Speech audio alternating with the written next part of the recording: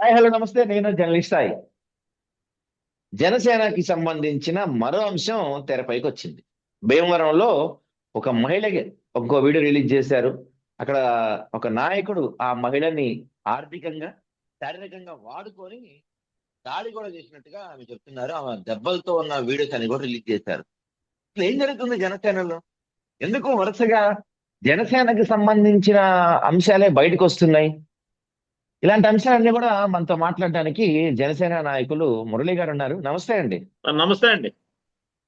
So first Pawan Kalyan గారు ఎన్నికలకు ముందు పదే పదే చెప్తుంది ఏంటంటే, మహిళల్ని అసలు మహిళల జోలికి వెళ్తే తాట తీసే చట్టాలు తీసుకొస్తా, తలకాయలు తీసే చట్టాలు తీసుకొస్తా అన్నారు. కానీ మనం చూస్తే వరుసగా స్టార్ట్ చేసి ఇవాళ ఫ్రెష్ గా భీమవరంలో ఒక మహిళ పైన అసలు ఆ విజువల్స్ చూస్తే భయంకరంగా ఉన్నాయి. ఆమె అంత దారుణంగా కొట్టిన విజువల్స్ ఉన్నాయి. మొన్న ఒక మహిళని అరవ శ్రీధర బాధితురాలని రోడ్డు పైన కొట్టారు. ఆ తర్వాత ఇంకో మహిళని పిఠాపురంలో రోడ్డు పైన కొట్టారు. మొన్నటికి మొన్న ఏబిఎన్ ఛానల్లో మొత్తం మహిళలందరి గురించి అత్యంత దారుణంగా మాడారు. ఇంత జరుగుతుంటే అసలు ఈ నాయకులు పవన్ కళ్యాణ్ గారు ఏంటి మనోహరతో పాటిస్తున్నారా? సార్, ఇప్పుడు భీమవరంలో జరిగింది అంటున్నారు మీరు. జనసేన పార్టీలో జాయిన్ అయిన కొంతమంది చేసే పనులు ఇప్పుడు ఆయనకు తలపోటుగా మారాయి. మా పార్టీ కూడా చాలా చెడ్డ పేరు తెస్తున్నాయి.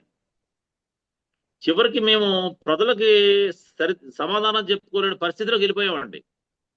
మేము జనసేనలో ఉన్నాం, మా నాయకుడిని పొగుడుతున్నాం. ఇప్పుడు పరిస్థితి ఎలా ఉందంటే జన సైనికులు మొత్తం కూడా ఇటువంటి కేసుల్లోనే ఉన్నారు. మేము సపోర్ట్ ఇస్తున్న కూటమి హామీలను వదిలేసింది. ఇక అది అమరావతిలో ఒక మిషన్ నట్టుకుంది, అందులో పర్సంటేజ్లు దోచుకునే పనిలో వాళ్ళు ఉన్నారు. మాలాంటి వాళ్ళం ప్రజలకి ఫేస్ చేయలేని పరిస్థితిలో మేమున్నాం. మేము సోషల్ మీడియాలో 2019 నుంచి 24 వరకు పోరాడాం సార్. ఈ రోజు మా పరిస్థితి ఏంటంటే సోషల్ మీడియాలో రావడానికి భయపడుతున్నాం. ఎందుకంటే మీరు అడిగే క్వశ్చన్కి దేనికి మా దగ్గర ఆన్సర్ ఉండదు. మా అధినాయకుడు స్పందించడు.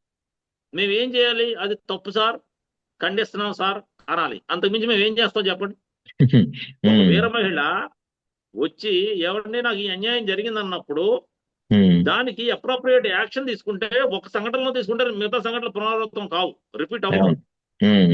కానీ ఇక్కడ పరిస్థితి ఏంటంటే యాక్షన్ తీసుకునే నాదుడు లేడు, పట్టించుకునే నాదుడు లేడు, స్పందనే కరువైన పరిస్థితి.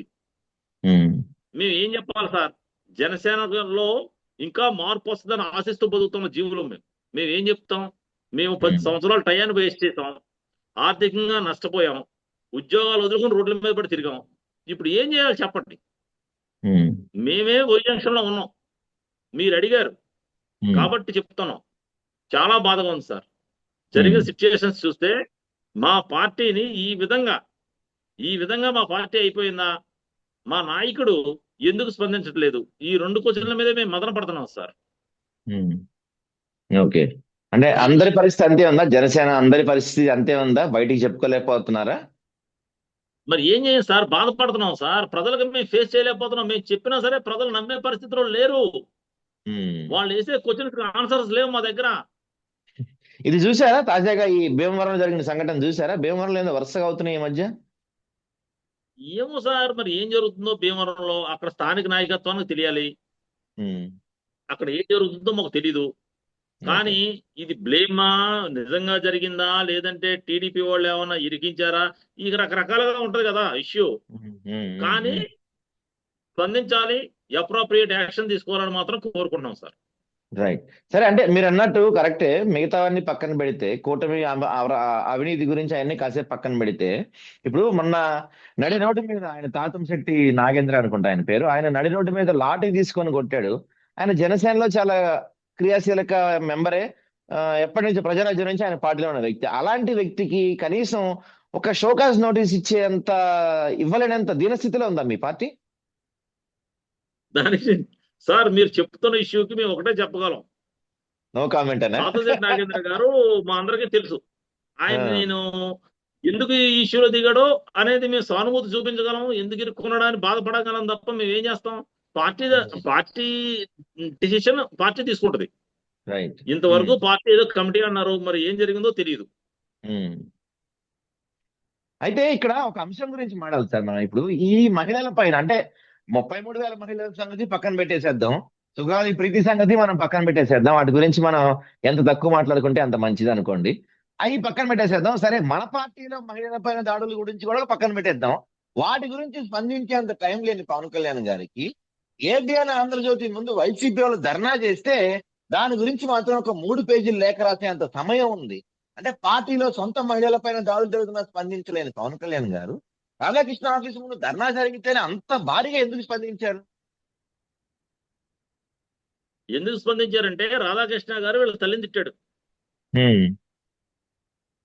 చిరంజీవి గారు ప్రజారాజ్యం పార్టీ పెడితే సీట్లు అమ్ముకున్నాను ప్రోపగండా చేశారు. ప్రజారాజ్యం పార్టీ చిరంజీవి ఎత్తేస్తున్నారని కూడా రోడ్డు మీద లాగాడు. పార్టీ ఎత్తేస్తున్నారని కూడా ఫస్ట్ రాసిన ఆంధ్రజ్యోతి అప్పట్లో జెండా పీకేస్తారని చెప్పి ప్రచారం చేశాడు. అర్థమైందండి. చిరంజీవి గారు సీట్లు అమ్ముకున్నా అన్నాడు. చిరంజీవికి పార్టీ రన్ చేస్తాం రాదన్నాడు. చిరంజీవి గారు దాన్ని ఏమంటారు, వేరే కులాలను వేరుగా చూస్తాడని ప్రచారం చేశాడు. లేనిపోని నిందలన్నీ వేసి, అర్థమైందండి. ఆ ప్రజారాజ్యం అనే పార్టీని ముంచేసే వరకు కూడా ఈనాడు ఆంధ్రజ్యోతి నిద్రపోలేదు. అది మాకు తెలుసు.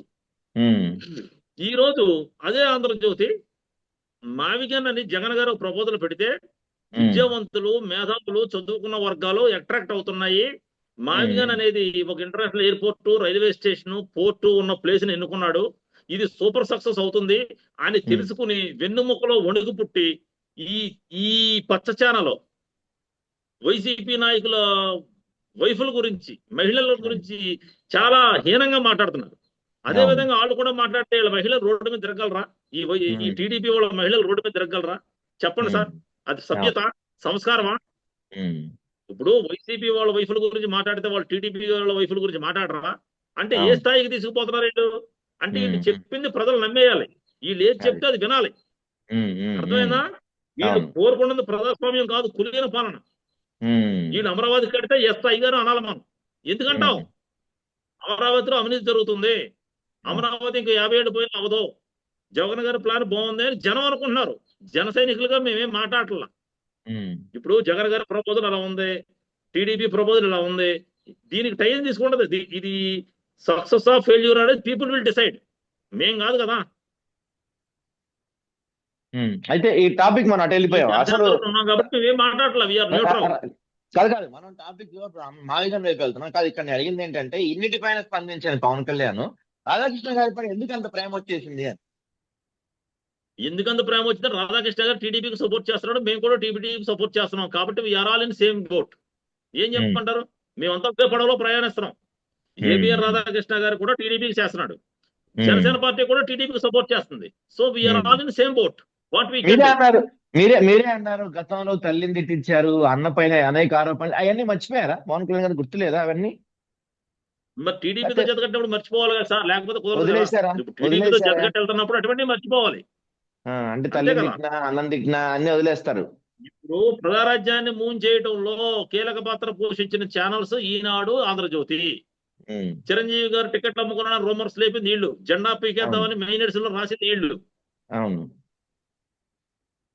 జనసేన లేకపోతే టీడీపీ జెండా పీకేసే పరిస్థితికి వచ్చింది. 19కి వచ్చింది. మరి అప్పుడు రాయరు. 2019లో మా దెబ్బకే ఏమైపోయిందో చూసారు మీరు. కానీ ఏం చేస్తాం?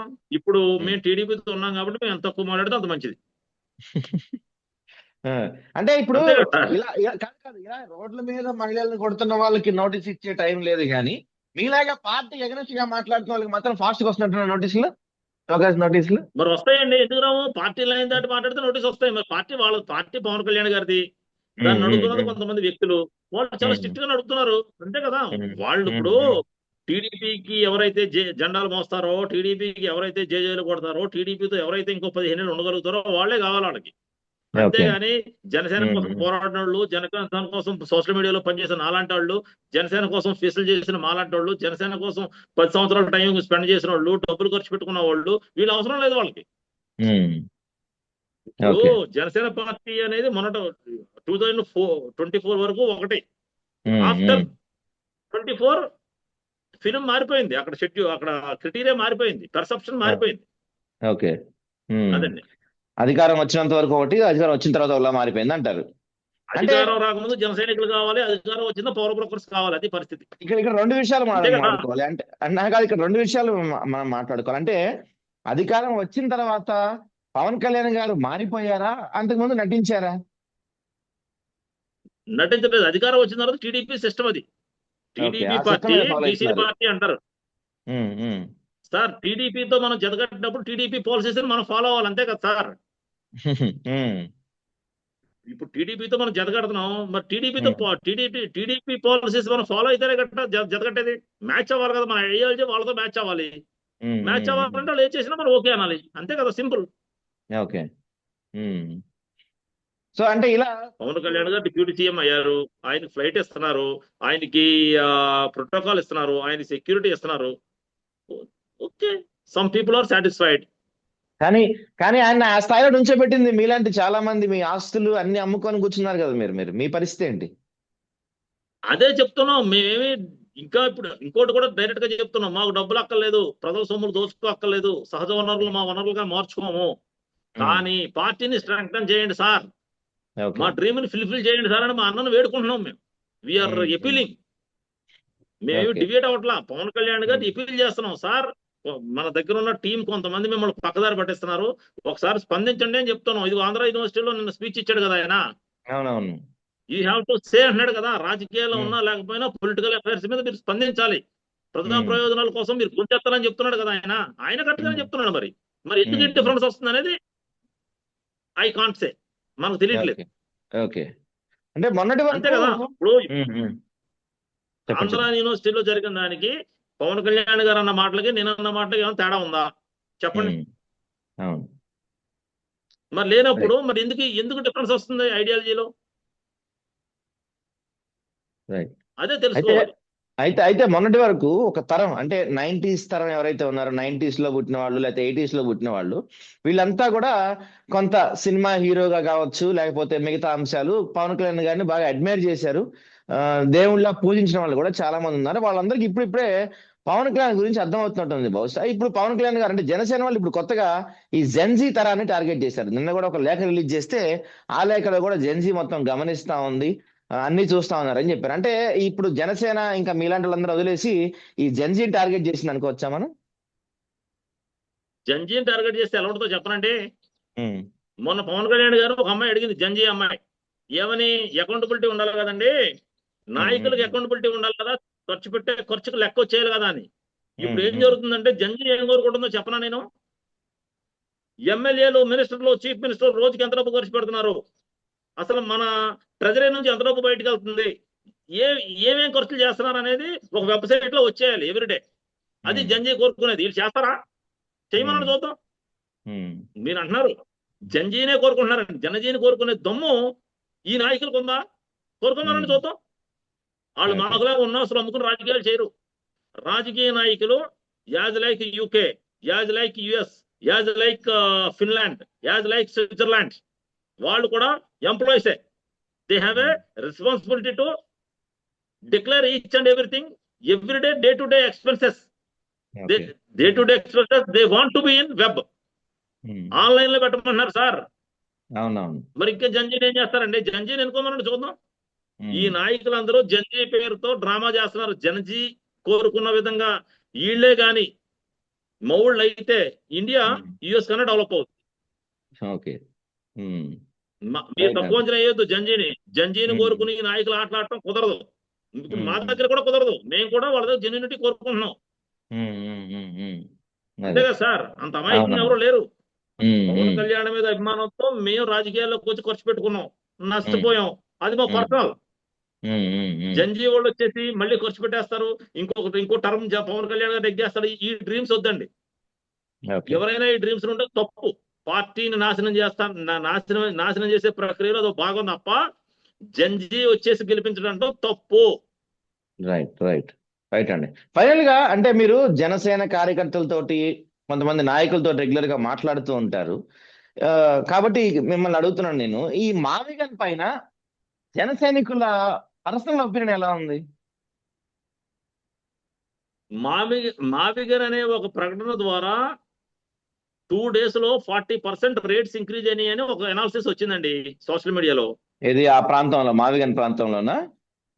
మావిగన ప్రాంతం గుంటూరు నుంచి విజయవాడ వరకు, గుంటూరు విజయవాడ విజయవాడ మచిలీపట్నం వరకు Machilipatnam. Yeah 40% of the rates increased అని వచ్చింది. అబ్బో. ఆ. ఒక ప్రకటనకే 40% ఇంక్రీజ్ అయితే ఉమ్, ఉమ్, ఉమ్. మరి అమరావతిలో ఇప్పుడు 50,000 కోట్లు ఖర్చు పెట్టాడు చంద్రబాబు నాయుడు గారు, ఎంత పర్సెంట్ ఇంక్రీజ్ అయిందో చెప్పమనండి. ఉమ్. అది మున్సిపాలిటీ, అమరావతి ఇదే మున్సిపాలిటీ, అవును. ఇది corporation, Vijayawada corporation, Guntur corporation, Machilipatnam municipality, అవునా? ఉమ్, ఉమ్. సో ఏంటంటే పీపుల్ అనే వాళ్ళు కొంచెం దానికి అట్రాక్ట్ అవుతున్నారని ఏపీఎన్ రాధాకృష్ణ గారు ఈ విధంగా వీళ్ళ ఫ్యామిలీ లేడీస్ అసభ్యంగా మాట్లాడాడని, ఈ డైవర్షన్ పాలిటిక్స్ లో భాగమని చెప్పుకుంటున్నారు సార్. ఓకే. మా జన సైనికులు ఏం చేస్తామంటే చూస్తున్నాం. ఇప్పుడు అది సబ్జెక్ట్ అట్లా ఏం జన చేస్తున్నాం, సైనికుల్లో కొంత పాజిటివ్ ఉందా అంటే ఏమంటున్నారు? ఇది మంచి ఐడియా అంటున్నారా, లేకపోతే ఇది వాళ్ళ ఒపీనియన్ ఎలా ఉంది జన సైనికులది? వాళ్ళ ఒపీనియన్ ఎలా ఉందంటే కృష్ణా జిల్లాలో ఉన్న జన సైనికులందరూ కూడా చాలా మంది దగ్గర భూములు ఉన్నాయి, అవన్నీ ఉమ్. రేట్లు పెరిగినాయి, వీఆర్ హ్యాపీ అంటున్నారు వాళ్ళు. ఓకే. ఉమ్, వీఆర్ హ్యాపీ, ఉమ్, సక్సెస్ ఉమ్, అవుద్ది ఉమ్. ప్రాజెక్ట్ అంటున్నారు. అంతే ఓకే. తప్ప మాకైతే తెలియదు కదా అది సక్సెస్ అవుద్దో ఉమ్, ఫెయిల్ అవుద్దని పీపుల్ డిసైడ్ చేయాలి. ఇప్పుడు మేము ఉమ్. దూరంగా ఉన్న వాళ్ళు మేము ఎలా డిసైడ్ చేస్తాం సార్? దాని అవును. గురించి మనం మాట్లాడటానికి ఉమ్, మావిగనని ఆయన ఉమ్, ప్రపోజల్ పెట్టాడు. ఆయన ఏమన్నాడు, మా జెండా ఏజెండా మావిగన్ అంటున్నాడు ఆయన, దాంతోనే ఉమ్, ఎలక్షన్కి వెళ్తాడట. మరి వీళ్ళు కూడా ఉమ్, అమరావతి వెళ్ళవనండి, తప్పే ఉంది. ఉమ్.